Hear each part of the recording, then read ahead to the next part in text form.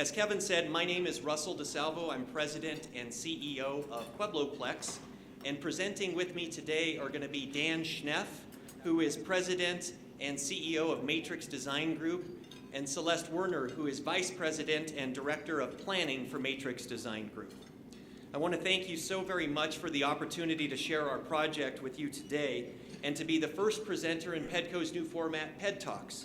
Today, we're going to tell you a little bit about our organization, PuebloPlex. We're going to show you a very brief video. We're going to reintroduce you to our project and the scope and magnitude of the facilities at PuebloPlex. We're going to explain our process and the methodology that we're going to use to enact this planning process. And we're also going to solicit some information or some input from you. So that's what these little remotes are for, and Celeste will explain their use a little bit later. And then we plan to answer any questions that you might have relating to our development. If we go over on time, our staff and team will be here, so if you have one-on-one questions, we're happy to stay if you want to engage with us. Before we get started, I want to say a very special thanks to the PuebloPlex Board of Directors. They spend countless hours, time, energy, and effort on behalf of the community, and I just want to thank them for all that they do, and they're kind of scattered here in these top two tables, so thank you, Board.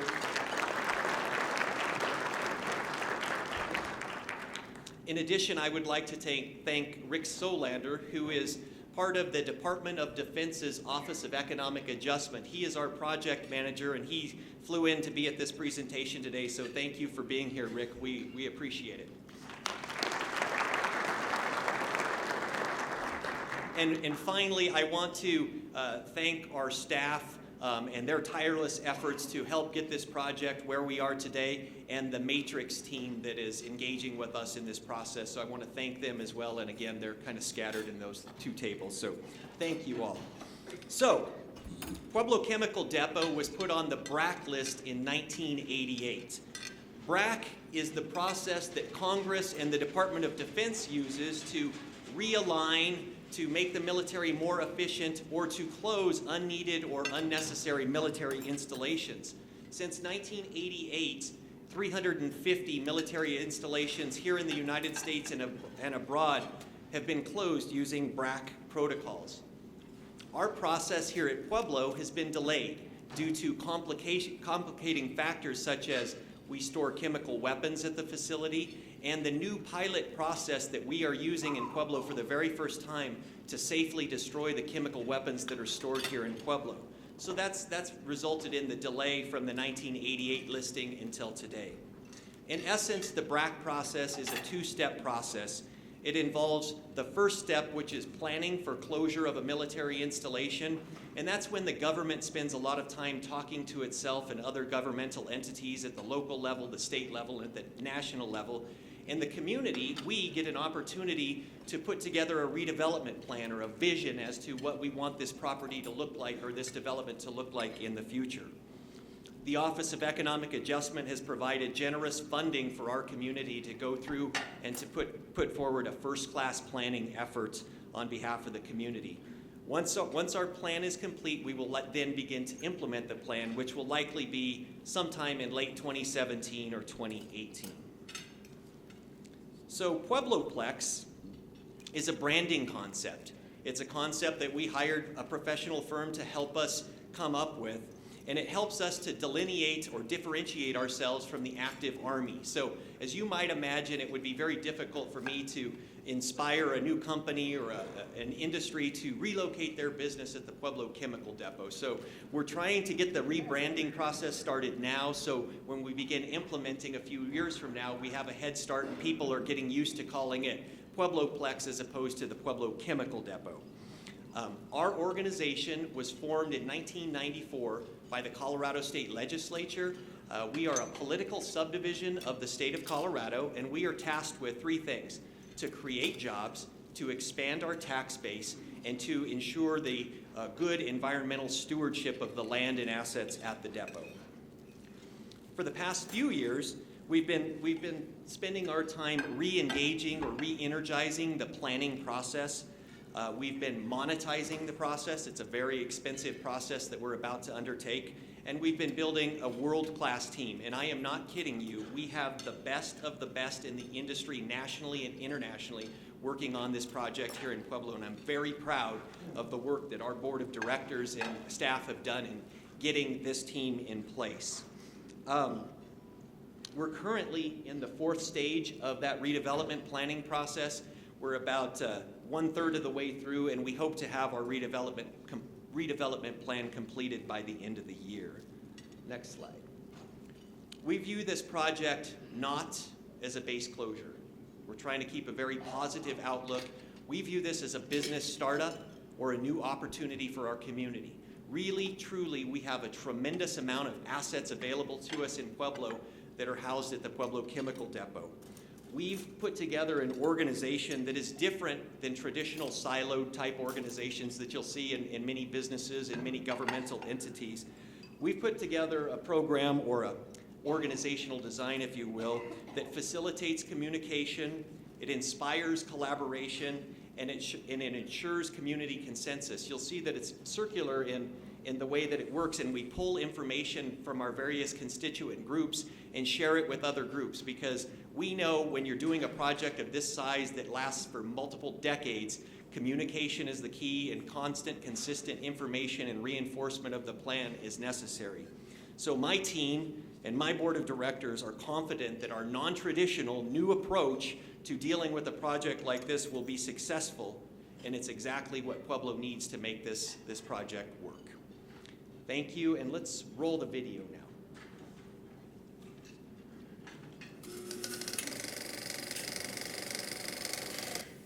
The Ute and Comanche Indians were the earliest residents along the Arkansas. As Russell said, I'm Dan Schneff. I'm the program director for the redevelopment effort that's going to occur over the next year to result in a redevelopment plan. We felt like to put you on the map. Many of you probably already have been at the site and know the property, but we used Google Earth to show you both the scale of the project and its location in relationship to Pueblo. As you can see, Avondale and Boone are listed on the map, as is Pueblo, and you can see the square, rectangular area that represents 22,848 acres of property. When you talk about a physical asset, this is immense. To give you a little bit of sense of that, it's about the size of the land area of the city of Miami in Florida. This property is going to be an immense asset for the whole community as it goes forward. That 22,848 acres is connected by 160 miles of paved roadway. It contains 1,100 structures, 6.5 million square feet of building area, and yes, 922 former storage igloos for weaponry. This is the challenge and the opportunity that represents the Pueblo project going forward.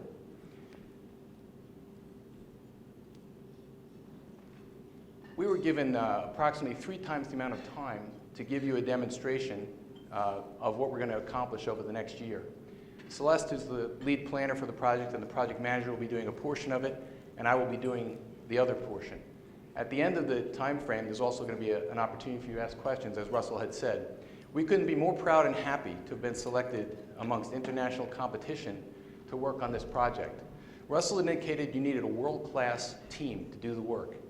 We regularly do these projects around the country, and our world-class team includes people we've worked with on a national basis and even an international basis, like JDA and Associates, Jeff Donahoe's firm in economics, together with RCLCO, who's already been working with us on other projects in the Pueblo area. We've also worked with national providers of rail to take a look at the rail asset as it becomes available, the Bro Company and Alex Uros. We've even endeavored to bring onto our team the former Colorado Department of Transportation lead, Mr. Don Hunt, to look at access and egress issues as it relates to the site in addition to the planning. But this team can't do very much without a local flavor and without understanding Pueblo and the project. So we've also brought onto our team Swerdweger Construction, All Phase Environmental, and Creativo, which you all know very well as a local public involvement firm. When you put together the national experience and the local flavor that comes together with these experts and subject matter experts across the board in what we're going to have to do, you have an unmatched team for success. You might ask about Matrix. While we're a national practitioner in base realignment and closure and have been doing this since 1984, we have offices all around the country. We're headquartered in Colorado.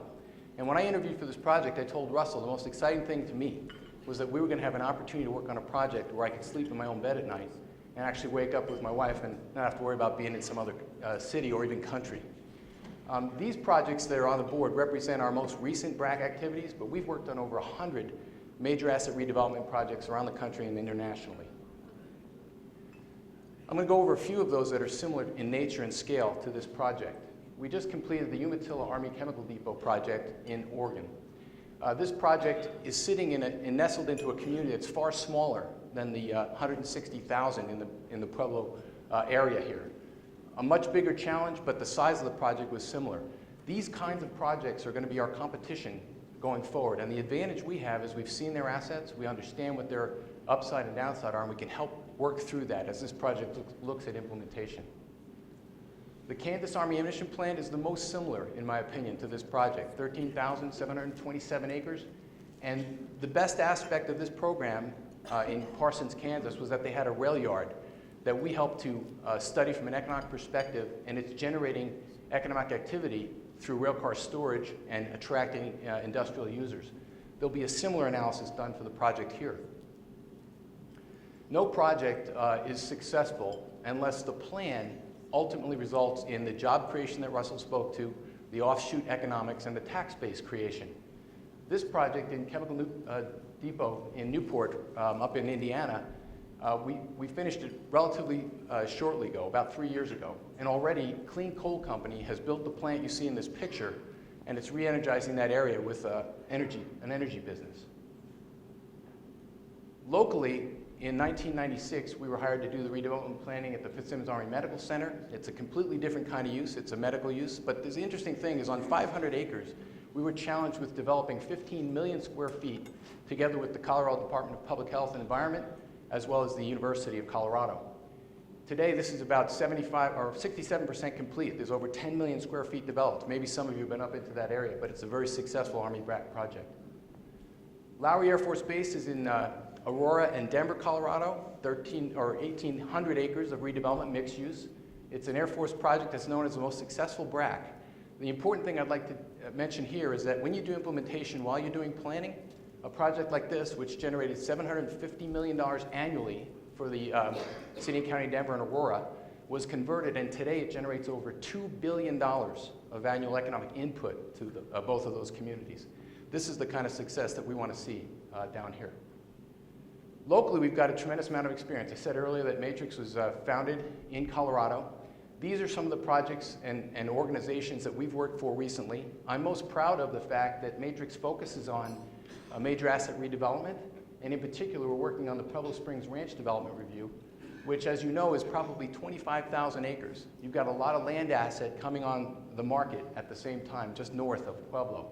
An exciting time, for sure. We've also been very proud since the 1980s of working on the HARP project. And most recently, we commissioned the Veterans Memorial Bridge, which we took from concept through design and construction in a record time of less than 2 years. Very exciting work that we've been working on here. This is an eye test, so we'll be asking questions about this later, and you guys will have to answer. Russell's challenged us with doing our project in about 12 months. What you need to focus on here is the 3 middle bands. The first one reflects analysis and really getting a handle on what's out there. That's an asset or a liability. The second band looks at the redevelopment planning effort itself, again, with touching base with the economics. The third one looks forward to implementation. How do you implement this project in the near term, the midterm, and the long term? And the last and the first represent active management of the project and the process from its beginning to its end. The last piece represents active public involvement continuously through the process. Your input is very, very important. How do we assess things? Well, we look at the capacity, we look at the location, we look at the cost, we look at the serviceability of these kinds of components. When we look at your project here and we take an assessment, which we've taken on recently, this is voluminous amounts of material.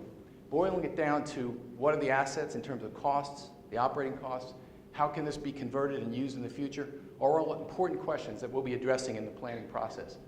The environmental constraints is significant. With any BRAC project, you're dealing with a property that's been operated for 30 to 50 years by the Department of Defense, and they actually cause a bit of environmental constraint over time. Our job is to match up with that environmental constraint and to provide an opportunity for development in a similar use context. The most important aspect, as I've been reflecting, is how do we get the data? And again, our team is prepared to come in and look at local real estate market conditions. We're going to look at a regional context for employment, and we're going to not steal from Peter to pay Paul. I know PEDCO is all about job creation, and you don't want to get in the discussion about is it good for Pueblo City, or is it good for the county, or is it good for some private developer? You want to get into the discussion about how it's good for all. And so this project will look at how that regional context has to be respected and what development areas in Pueblo need to be respected while this becomes a reality over probably 30 to 50 years. If we do our job right and we stay focused on economics, then at the end of the day, we will jump the development curve on a project that could take 50 years and bring it down into the 30-year range. When we do this project, we're going to be looking at early wins in the 3 to 5 year range, midterm wins for development and job creation, probably more in the 10 to 12 year range, and then the long term, which envelop the development horizon. As Russell stated, this project is funded by a grant from the Office of Economic Adjustment, OEA. OEA does a lot more than just provide funding for grants. Actually, they are a true partner with the community and a partner with the Pueblo community and region here.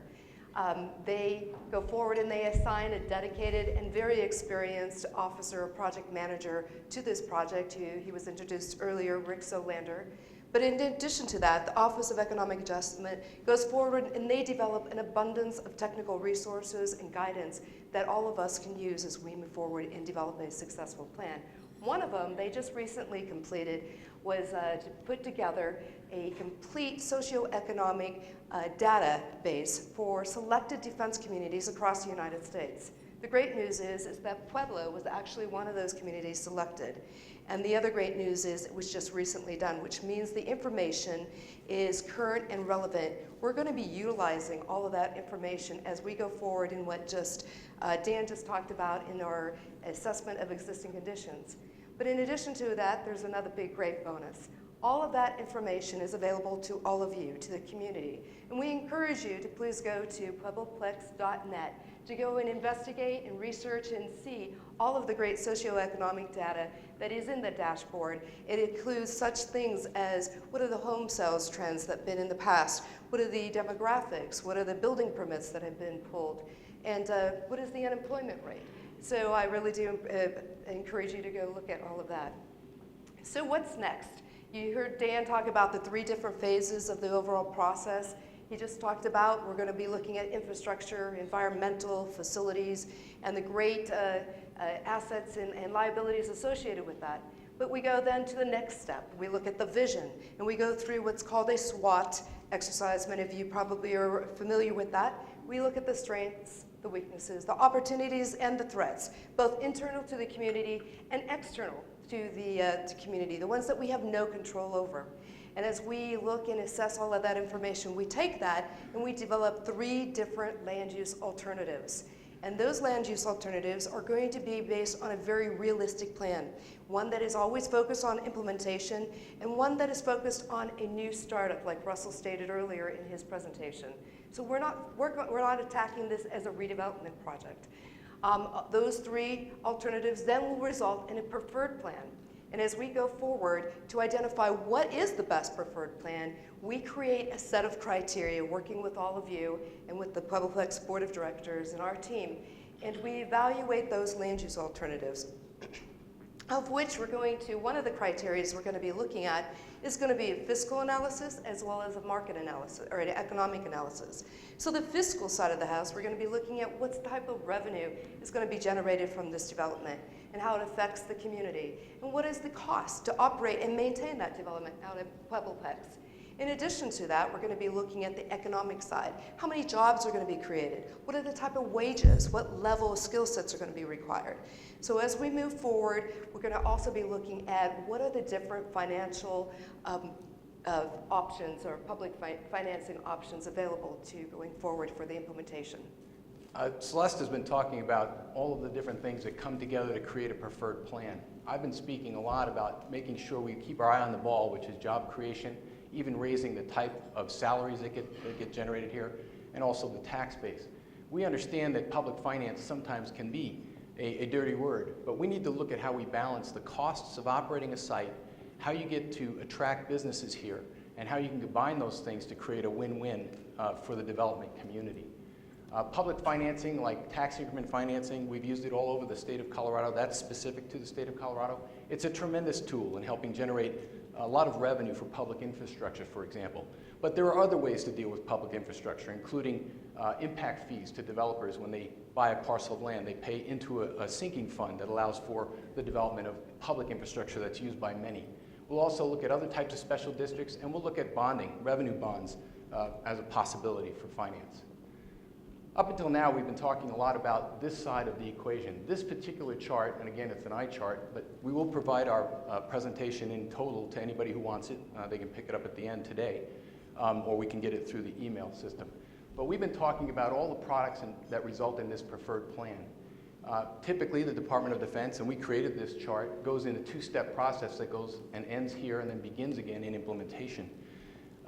Russell DeSalvo was very sharp. He negotiated with the Department of Defense to get some of these activities that usually happen after a plan embedded up front so that we can actually take a look at economics as we're going forward and make the plan fruitful. What I'm going to go through now is just a few of the important components of implementation. Implementation strategies, as many of you know, are going to be successful when people invest.